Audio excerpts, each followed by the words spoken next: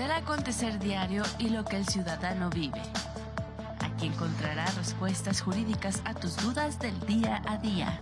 En términos sencillos te presentamos lo que la ley dice y quieres saber para tu persona, familia, trabajo o negocio. Derecho en Cotidiano, con Gonzalo Martínez García. Bien, ya estamos en esta sección como tenemos cada viernes con Gonzalo Martínez García, el doctor precisamente en la materia de derecho, quien nos va a estar platicando hoy precisamente por un caso que ya es muy común usarlo, las tarjetas de crédito precisamente, qué pasa con ella, por supuesto los pagos y las consecuencias de no seguir pues lo establecido con base a un contrato ya establecido con esas tarjetas en el caso de los no pagos. Bienvenido, doctor. Excelente noche. Muy gentil, muchísimas gracias. Y efectivamente el día de hoy vamos a platicar acerca del endeudamiento, o también muchas veces conocidas comúnmente como las deudas, los préstamos, los créditos. Vamos a platicar acerca de estos problemas de carácter patrimonial, que a veces no son problemas porque nos sirven para sacarnos de un apuro, y que sin embargo a veces sí son parte de una problematización si no se hace un manejo adecuado. Lo primero que sería importante es preguntarnos por qué nos endeudamos. Es decir, generalmente un estilo de vida significaría que no habría que contraer endeudamiento. Sin embargo, pues a veces es necesario. A veces nos endeudamos porque existe un evento que es de carácter imprevisto, una situación de una enfermedad, una operación, algún pago que haya que realizar de manera extraordinaria, y entonces surge la necesidad de ese endeudamiento. También a veces nos endeudamos porque los ingresos que se obtienen no son superiores a las deudas que tenemos, al gasto que tenemos, y entonces surge un saldo rojo, un saldo negativo, que a veces es necesario cubrirlo justamente con un endeudamiento. O también a veces lo hacemos por obtener ciertos satisfactores, ¿no? Bienes de consumo, un vehículo, una casa habitación, y entonces contraemos deudas de mediano, de corto o a veces hasta de largo plazo. Entonces, bueno, a veces esa necesidad de endeudarse pues está presente. Pero vamos a ver en la siguiente lámina qué es lo que debemos de tomar en consideración si acaso de una evaluación de nuestro patrimonio cuando existen más deudas que ingresos, cuando surge la necesidad de adquirir un bien y estamos ansiosos por adquirir ese bien, qué tanto nos conviene, qué es lo que tenemos que evaluar para contraer un adeudo. Bueno, lo primero que tenemos que tomar en consideración es las tasas de interés. Tasas de interés tanto ordinarias como de carácter extraordinario. ¿Cuáles son las tasas ordinarias? Bueno, pues las que van actualizándose por el puro transcurso del tiempo con motivo de la vigencia del crédito, es decir, antes del vencimiento del crédito. Hay tipos de endeudamiento que tienen esa tasa ordinaria de interés. Por ejemplo, los intereses que cobra una caja popular a propósito de un préstamo, pues ahí tiene un interés ordinario que es tan solo por haberte prestado el dinero y por el solo transcurso del tiempo se actualiza ese interés. Después tenemos otro interés que es el interés moratorio, es decir, si incurres en falta de pago, se actualiza entonces una causal de incumplimiento, pero además empieza a generar un interés moratorio que a veces es superior al interés ordinario. Entonces, muy importante cuando se va a contraer una deuda, sea por tarjeta de crédito, sea por la suscripción de un pagaré, sea por realizar una firma de apertura de crédito ante un banco, sea por realizar la firma de una hipoteca, muy importante hacer la estimación, el cálculo de las tasas de interés. Y con ello los accesorios, ¿verdad? Muchas veces hay una comisión por apertura de crédito, muchas veces hay un seguro de vida que hay que pagar de por medio y otros accesorios que es importante considerar. Entonces, por esa circunstancia hay que evaluar perfectamente a qué me estoy comprometiendo en función del crédito que estoy adquiriendo. Muchas veces todos esos rubros, bueno, pues están previstos dentro del llamado CAT, que justamente conforma la serie de cantidades, porcentajes, etcétera, que habrá que cubrir con motivo de ese crédito. Mientras más alto ese CAT, pues significa que tiene mayor costo el dinero que se nos está prestando. Lo siguiente es si se tiene la capacidad de pago. Una vez que ya conozco cuáles son las tasas, las mensualidades, los importes que voy a estar pagando recurrentemente, si efectivamente mis ingresos permiten me permiten pagar, cubrir las mensualidades a las cuales me estoy obligando, porque de otra forma de nada serviría contraer un crédito si al final no voy a poder pagarlo. Y por último, también es importante considerar los requisitos. ¿Qué requisitos me van a exigir para poder acceder a ese crédito? Necesito presentar o pagar un seguro de vida, necesito pagar comisiones, necesito presentar copia de determinados bienes, bienes muebles, bienes inmuebles. Hay que revisar toda la serie de requisitos. A veces se exigen 2 avales, a veces un aval. Entonces hay que saber exactamente qué requisitos tengo para poder acceder a ese crédito, porque en esa medida también esos requisitos servirán de respaldo para poder responder respecto de ese crédito. Entonces, aquí es importante, en la siguiente lámina, pues vamos a identificar justamente los requisitos que a veces se establecen para obtener este crédito, este préstamo, esta cantidad que se nos autoriza, pero que tiene un costo. Primero, algunos requisitos es la firma de un recibo de dinero señalando la fecha de pago. Esto puede ocurrir entre 2 amigos, ¿verdad? Lo conveniente es que no se preste el dinero tampoco entre los amigos, porque al final se queda mal y la amistad se acaba. Pero 2 amigos pueden convenir, te presto cierta cantidad de dinero y puede constar en un documento que ellos elaboren, y eso es simplemente suficiente para saber que uno debe pagar y el otro tiene un derecho de cobro. Puede haber ahí o no interés, es simplemente un documento de carácter civil. Ese documento es suficiente para hacer constar esa deuda. Pero luego existen a veces los llamados títulos de crédito, ¿no? Existe la letra de cambio, que ya está en desuso, pero también existe el pagaré. El pagaré muchas veces pensamos que es una garantía de pago y por lo tanto los acreedores dicen, bueno, con que me firmes un pagaré, pero el pagaré parte del presupuesto de que deben existir bienes en la titularidad, en la propiedad del deudor, para poder ejercer el cobro si es que no se cubre o no se paga ese pagaré. De lo contrario, simplemente será un documento que consigne una deuda y no se podrá cobrar. Por eso será importante, ahora hablando del lado del acreedor, que cuando se suscriba un pagaré a su favor, tenga la certeza, tenga la seguridad, tenga por lo menos la presunción de que hay bienes con los cuales se le va a pagar la cantidad en caso de que exista una falta de pago.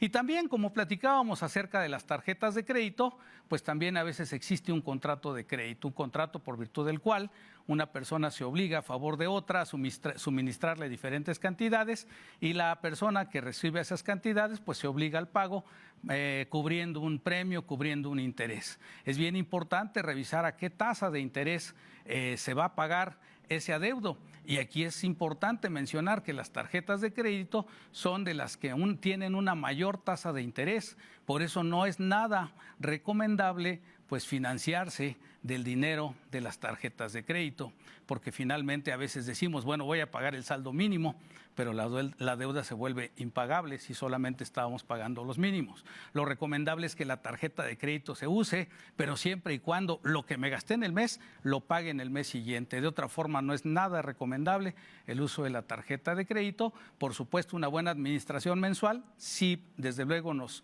saca de muchos apuros la tarjeta de crédito. Y por último, también hay otros documentos en los cuales firmamos para obtener un crédito que son un poquito más sofisticados, porque entonces en esos documentos nos piden determinadas garantías. A veces puede ser solamente la presentación del pago del impuesto predial. La boleta significa que tiene una propiedad raíz la persona deudora, pero también a veces se exige la firma de un contrato hipotecario, la firma de una garantía prendaria, se exige el depósito de una cantidad, por ejemplo, en los préstamos ante las cajas populares. No solamente se firman los documentos, sino que es necesario tener un haber social que respalde parte de ese adeudo. Bueno, esos son diferentes documentos que pueden existir en los cuales está consignada la deuda.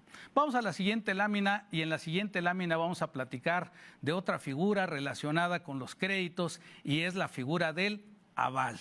¿Quién es el aval? El aval es un obligado solidario que puede obligarse por parte de la deuda o puede obligarse por toda la deuda. es aquellos casos en los cuales quien está prestando el dinero dice, para poder prestarte el dinero, dado que tú no tienes bienes suficientes que me puedan garantizar el pago, necesito que me presentes 1 o 2 avales que acrediten sí tener la solvencia económica. Decían históricamente las cajas populares, el aval es pagador. Y efectivamente, si alguien suscribe con el carácter de aval un título de crédito, pues está obligando como si él hubiera recibido el dinero. Y por supuesto no puede decir, cóbrenle a él, que él fue el que recibió el dinero, a mí ¿por qué me cobran? Porque al dar la firma con el carácter de aval, se entiende que aunque no haya recibido el dinero, está obligado en las mismas condiciones. Y por lo tanto no es requisito seguir el orden de decir primero le cobramos al deudor y ya que no se pudo, que se declaró la insolvencia, etcétera, ahora le cobramos al aval. No, se les cobra al mismo tiempo a ambas partes. Incluso la deuda podría pagarla el aval, sucediendo que el deudor no tenga los bienes suficientes o el dinero para responder. Y entonces eso, desde luego, le puede dar un derecho al aval para cobrarle a su vez al deudor después de haber pagado. Sin embargo, bueno, pues muchas veces el deudor es insolvente y hasta ahí las cosas. No procede una denuncia de carácter penal, son deudas de carácter civil y por lo tanto quedan en el ámbito o en la materia civil. ¿Cuál es la diferencia con el fiador? Muchas veces hay confusión entre determinar quién es el aval y quién es el fiador. El aval, decimos, tiene una obligación solidaria. No puede excusarse, no puede decir primero cóbrale a él y después a mí, en cambio el fiador sí lo puede hacer. Lo que sucede es que en el título de crédito no existe la figura del fiador, sino está la figura del aval. La fianza se ocupa para otro tipo de acuerdos, de contratos, como por ejemplo el contrato de arrendamiento. Entonces se utiliza esa figura de forma distinta en relación a lo que serían los adeudos. Por lo tanto, en materia de títulos, pues sí es importante considerar que quien interviene es el aval y puede obligarse por una parte, si así se asienta en el título de crédito, o si no dice por cuánto se está obligando el aval, se entiende que es por el 100%. Muy bien, esa es la figura del aval que puede presentarse en relación a este problema de los adeudos en relación al tema de los pagarés. En la siguiente lámina vamos a referirnos a lo que significa el pago.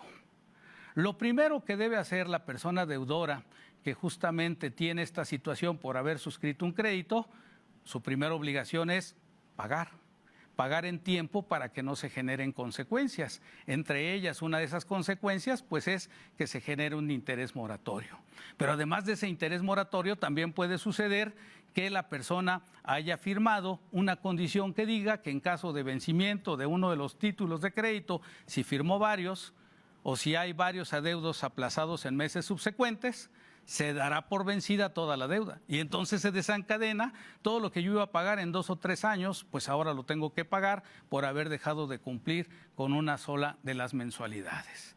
Generalmente, si no hay pacto expreso, pues los pagos parciales que se hagan se atribuirán primero a intereses y después a capital. Sí es importante también que en todo caso hay una cláusula que diga primero me descuentas el capital y luego vamos pagando los intereses. Así se amortiza de una forma más rápida y más fácil el crédito. Es importante que los pagos parciales, si se paga un título de crédito, un pagaré, se asienten en el reverso del pagaré y a la par que me expidan un recibo de cada pago. Quien tiene la carga de probar que ya pagó o que ha estado pagando es desafortunadamente el deudor. Por lo tanto, es muy importante que conservemos un archivo, un folder, un expediente donde guardemos todos los pagos que vamos realizando, porque de lo contrario, dice otro dicho popular, el que paga mal, paga 2 veces. Y bueno, ¿cuál es la consecuencia de la falta de pago? Bueno, pues que la consecuencia de la falta de pago es que habrá una serie de actos pretendiendo cobrarnos el adeudo, habrá llamadas telefónicas, habrá visitas en la casa habitación, habría muchos actos que comenzarán a resultar incómodos, pero desgraciadamente generados por las omisiones en ese pago. Y como consecuencia de esa falta de pago que subsista, pues vendrá una demanda en la cual se le va a cobrar a la persona deudora el importe del documento, los intereses y los gastos de juicio. Entonces, como observan, va creciendo mayormente la deuda y por lo tanto la problemática para llevar a cabo ese pago. Y finalmente, con motivo de esa demanda, se le habrán de embargar bienes y esos bienes habrán de rematarse justamente para pagar todo lo que se adeuda con motivo de ese título de crédito. Así que lo mejor es tratar de evitar ese endeudamiento y si no, bueno, pues cumplir puntualmente. Muchísimas gracias, muy buenas noches. Gracias, doctor. Pues hay un punto bastante importante sobre el manejo de las tarjetas de crédito. Así es. Y que, por supuesto, se tome en consideración, sobre todo a la hora de adquirir alguna de estas modalidades, ¿no? Exactamente.